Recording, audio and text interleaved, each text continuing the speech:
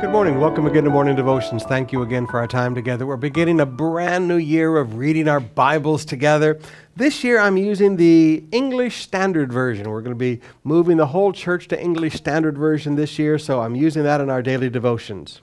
Chapter 2, verse 1. Now after Jesus was born in Bethlehem of Judea in the days of Herod the king. Now why of Judea? Because there's a Bethlehem also just close to Nazareth. So Bethlehem of Judea in the days of Herod the king. Behold, wise men from the east came to Jerusalem, saying, Where is the one who's been born King of the Jews? We saw his star when it rose and have come to worship him. Now listen carefully. When Herod the king heard about this, he was troubled. Pretenders to the throne are always troubled. He is called the King of the Jews, but Jesus is the true King of the Jews. So pretenders to the throne, people who are pretending to be in an office they have no right to, are always intimidated by true leaders when they come along.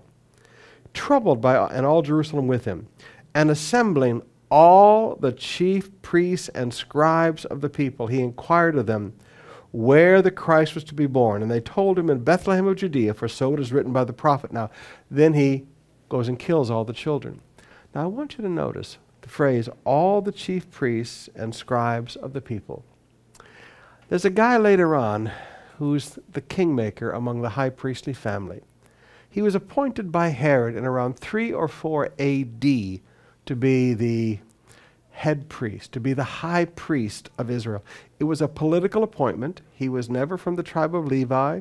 He was never from Aaron's family. It was a political appointee. It was like using a Bible title for a political office. He was going to be in charge of the Jews for the Romans. But notice, he was already a part of the plan to kill Jesus as he was a baby. Now here's the truth you need to get a hold of. Annas fought Jesus right up until his crucifixion. Now, Caiaphas, his son-in-law at that time, was the high priest, but Annas was still in charge. Remember, Jesus was first brought to Annas because he's the kingmaker. He's the patriarch of the high priestly family, and then later taken to Caiaphas' house. I want you to notice a principle. When hatred is based in fear and jealousy, when hatred is based in fear and jealousy, it lasts a lifetime. Annas hated Jesus and wanted him dead for over 30 years. It's amazing. Now there's a principle that you need to get a hold of in life, because there are people that get mad at you, and welcome to life. Everybody gets mad at people. But there are people that have a deep-seated hatred of you. Jesus had done nothing wrong. He was a baby. But jealousy and envy and hatred came together in Annas' heart. And for the next 30 years of his life, he worked to fight and to kill Jesus.